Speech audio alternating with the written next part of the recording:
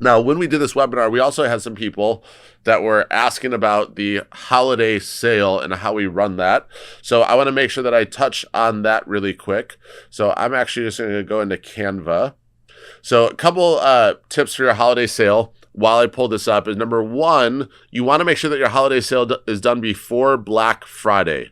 Well, why is that important? Because if it's not done before Black Friday, people are already spending their money on other stuff. Hence, they're going to have less money to spend on you. The other part of this is you want to make this an event, okay? So I'm going to show you on the screen our holiday sale catalog template. You'll see that another martial arts school used this, so you're not going to see MX branding or anything, but it'll give you an idea of how they used it.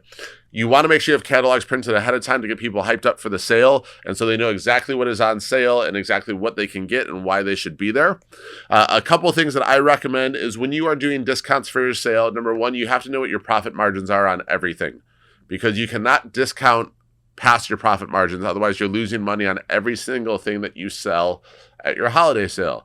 So on retail stuff, the way we typically price it is if it costs us $12 wholesale and $5 shipping, so that's is the total, we will double the cost and sell it for that. So we'll double the $12 to be $24, and then we add on the $5 shipping. We don't double the shipping. We're not trying to make money on shipping. You can if you want. So then we'd be selling it for $29 for that $17 item. That'd be a lot of shipping. That'd be a high shipping cost for a $12 item, though. So make sure you're pricing it accordingly. Maybe you do want to double shipping just to make sure that in case Century has any surcharges or any of these other places, that you are prepared for those. And just remember, on large items like bow staffs, oversized shipping is in place. A lot of people ask me, like, hey, do you sell Wave Masters at your holiday sale? No, because they can probably get it cheaper on Amazon after the shipping and everything. Or wait till one of those companies has a free shipping sale that they do during the holidays. I honestly would do this instead. We always look to replace all of our equipment around the holidays. So typically what we will do is we will go ahead and sell all of our used equipment on the mat. So like all of our old Wave Masters and pads and all of that. And we will sell that for wholesale pricing. And then we'll order all new ones for the school to use. And it's pretty much just replacing all of your stuff to all new materials and all new pads on the mat for free. Because your students will buy them wholesale, and we sell out of them every time we do this like little clearance sale on this stuff. So it's a way that you can refresh all of your pads every 1 to 2 years just by doing a clearance sale for wholesale pricing on your used stuff that you have, as far as like focus pads, focus mitts, Wave Masters, kicking shields, all of that stuff. All right, going through the holiday sale catalog. Cool website you guys can use is called Placeit.com. Placeit.com. What it allows you to do is it has a whole bunch of different stock photo models on there. And if I go, just to show you guys an example here, it'll allow me to upload any type of design, and then I can put it across. Oh, let's try this. Maybe I hit the wrong one. I can put it across any model.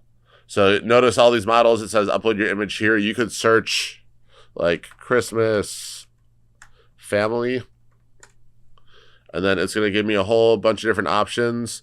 Let's say I like this photo. I could take it and I can upload whatever images I want and put them on the t-shirts. I can change the color of the t-shirts. So now the nice thing is, if you guys take a look at this, we get to see kids that are our demographic wearing the t-shirts, and I didn't have to pay for models, didn't have to pay for a photo shoot or anything like that.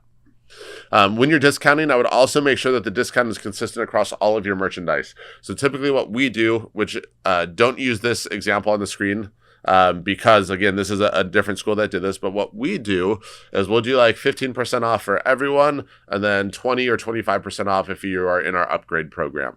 So you get a little bit better discount, but again, those percentages need to be based on you making money still. You are not selling anything for break even, all right? So make sure your margins are good. We've done holiday ornaments. You can just Google custom holiday ornaments. We always have some sort of special merch drops just for the holiday sale. So maybe it's a special ugly sweater t-shirt that's like an MX branded t-shirt or a Move branded t-shirt. Whatever you guys want, but try and have those exclusive just for the day of the sale, because it incentivizes people to actually come to the sale. Can they email orders? Sure, we don't mind that. The other thing that'll get people to your sale is have Santa, Elsa, and Anna there to take pictures with, right? So we usually go on gigs. It's called gigsalad.com, gigsalad.com. You can hire a Santa Claus. Make sure it's not a creepy one. You can hire Elsa and Anna. And then we just buy some cheap backdrops on Amazon, and we put those up. We have a parent that's a photographer as like a side hustle. We pay him like a couple $100 for the day, and he'll take pictures of every single person that walks through, and then we send those out afterwards. Now, the cool thing is you will have people come that are planning on just coming for the pictures. But then they get there, they hear the Christmas music, they smell the warm apple cider, then the coffee, and they see all the Christmas cookies, and it gets them in the mood to start buying stuff. So your team should be really good at directing those people on what their child needs. One of the things that we do at our school with this holiday sale catalog is the last page of it has by every level what they need for the next year of training equipment-wise. So that way, if they see in the next year, oh, I'm going to need shin guards and a headgear and a mouth guard, they're not leaving without buying those because they're going to be able to get them cheaper at the holiday sale than they will the rest of the year. And we know the more gear they have, the longer they're going to stay because mom or dad's not going to want them to quit if they just bought them all new gear for trading. Another hint at the bottom, which it looks like this school sort of half did, you want to make sure that all your pricing is listed the normal price, have the normal price crossed out, and then next to it in bold is the discounted price. So it's really easy for the parents to see how much they're saving. They don't have to do the math in their head. You'll sell more things. Also, make sure every item at your holiday sale is price tagged. Because if there's no tag on it, they're going to go up and look at it. They're not going to see a price. Most people aren't going to go up to you and actually ask how much it costs. So make sure everything is tagged at your sale. Also, do not look at what other martial arts schools are doing for decorating their holiday sale. The martial arts industry sucks at retail sales, all right? Look at retail shopping to see how they display merchandise and copy that because that's all they do.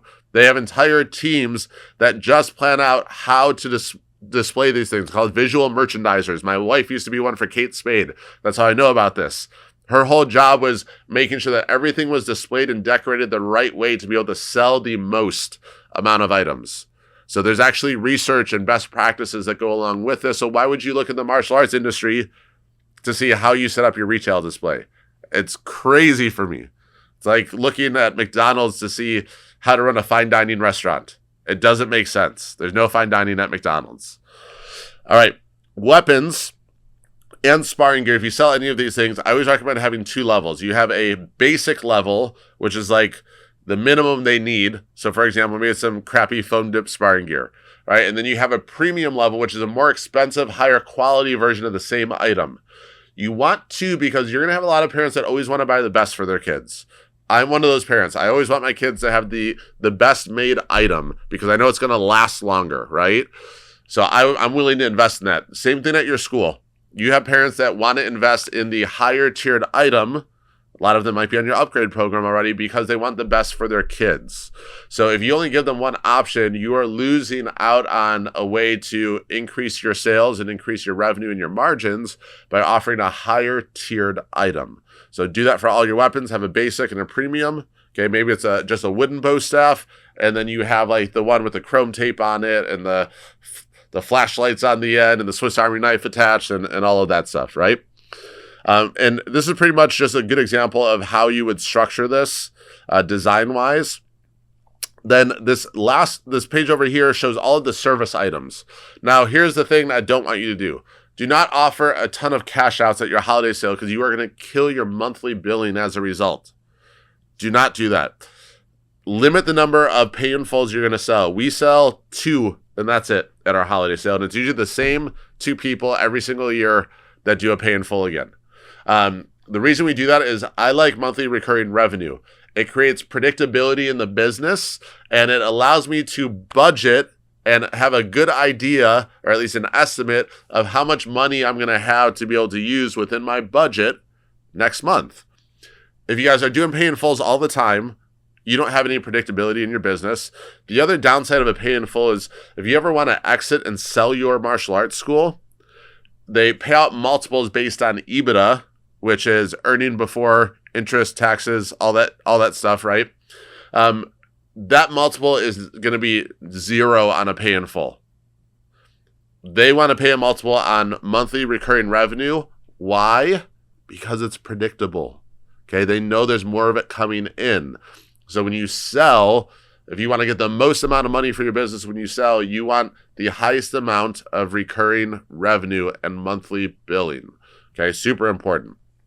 Also, you need to know your profit margins on your tuition before you decide to discount tuition. So profit is what? It is gross revenue minus expenses, right? So if I have $30,000 a month billing, $20,000 in expenses, my profit is $10,000 a month. So I have a 33% profit, which is awesome. That's a great profit margin to have. Most of our industry has about a 5 to 7% profit margin, unfortunately. A lot of us are breaking even, or a lot of you guys are breaking even. I'm not breaking even. A lot of you guys are breaking even, right? With that being said, let's just throw this example out there. Let's say my profit margins in my martial arts school are 10%. If I do a 20% discount on my tuition when they pay for a year in full, what did I just do? I just cut myself out of profit, which means, yes, there's money coming in immediately, but I'm not making any profit on that money because my margins are only 10% and I gave a 20% discount. I'm technically paying that person 10% to attend classes now. It doesn't make any sense, guys, all right? So you need to make sure that you're not over discounting your profit margins. Couple things that we do 6-packs of Parents Night Out. We do 6-packs of seminars, and we'll do like 20% off on those. If you guys do testing fees at your school, you can have them buy a year of testing or buy all of their testings up to black belt and give them a certain discount on that. If you do single day camps, summer camps, birthday parties, discount those. We also do private lesson class packs, so they can buy a 10-pack of private lessons. Don't do 50% off. No other industry in the world is 50% off of private lessons. Again, margins, okay? I train with one of like the top UFC striking coaches in the world for my own personal training private lessons, and he has a tiered pricing structure, and the highest the discount gets is 10% when I buy 16 of them, all right? You guys don't over discount your private lessons. You just need to give everyone a little nudge to push them over the fence to actually take action and buy. All right. Family add-on membership deal. If you have followed me at all, you know I never do family discounts. Never, ever, ever, except at the holiday sale. We will offer 2 to 3 family add-on memberships, maybe up to 5 if I'm feeling risky, where someone can come in and we let them get 25% off if they're adding on an additional family member. But you got to limit it, okay? Because again, we don't want to kill our billing, right? We want to make sure our margins are good, right? So discount it however you see fit, as long as you're not losing money and going past your profit margin on the discount, right? But this will give you all of that. Make sure you decorate. It's Christmas. Make it look like a winter wonderland. Have Christmas music playing. Have Christmas cookies. Have like a little coloring station or arts and crafts station where the kids are doing some sort of Christmas activity, so they're not bugging the hell out of the parents while they're shopping. You want the parents to be peaceful while they're shopping because they shop longer when a kid isn't just pulling at their shirt the whole time while they're walking around the studio. So you want to have a staff member assigned to keep the kids focused on something else besides bugging their parents. The other part of this is you want to make sure that you have multiple checkout lines, right? So even if you have to have iPads or laptops up to check people out, have 2 or 3 checkout lines so you can get through people faster, aka make money faster. And then you also want to make sure you have someone sizing up kids for sparring gear, right? So typically what we do is, let's say Mrs. Smith is here. She wants to buy sparring gear for Johnny for Christmas, but doesn't want him to know about it, and Johnny's there. So what do? Well, I go to Johnny and be like, hey, Johnny, there's a parent here that wants to buy their kid some sparring gear for Christmas as a surprise, but they don't want him to know about it, so we can't size their son up for sparring gear. You are almost the exact same size as their child. Can I have you try on some sparring gear so I can get your sizes? Because you're probably the same size as her son. And that way we can make sure we get the right size gear for him. That's all you do. Little Johnny has no idea. And then he gets surprised with sparring gear on Christmas, right? That's all you have to do. And then you want to have a couple runners as well that are people that We'll run and grab gear and all that stuff. We also like to do a gift wrapping station at ours. So if parents want to take stuff home that day and have it fully gift wrapped so they don't have to worry about that, offer that as a nice little service. You can put a little tip jar out there for whoever is wrapping the presents for everyone. But make it an event. Give people multiple reasons to come, not just to save money. And then last tip I want to give you on this is you want Doorbuster Prizes, okay? Here's a great example of this. We have a client on the mastermind that is a bar studio owner, okay? So she owns a fitness boutique studio. Every Black Friday, or I should say Thanksgiving, because maybe it's Black Friday, barely. Every Black Friday, my wife, who goes to this bar studio, and all the other women that go to this bar studio are lined up at 3 a.m. outside this bar studio. They all have their chairs. They all have their thermoses full of like coffee or whiskey or whatever they have in there. And they're all lining up like 4 hours before the studio opens. Why?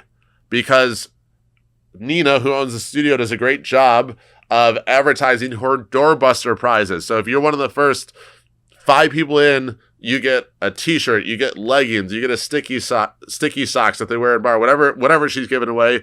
And then if you're like 10 through 15, you get a pair of sticky socks and a water bottle. And if you're like number 16 through 25, you just get a pair of sticky socks. There's like 30 women lined up for sticky socks. I don't understand it, but they do it every year. They make an event out of it.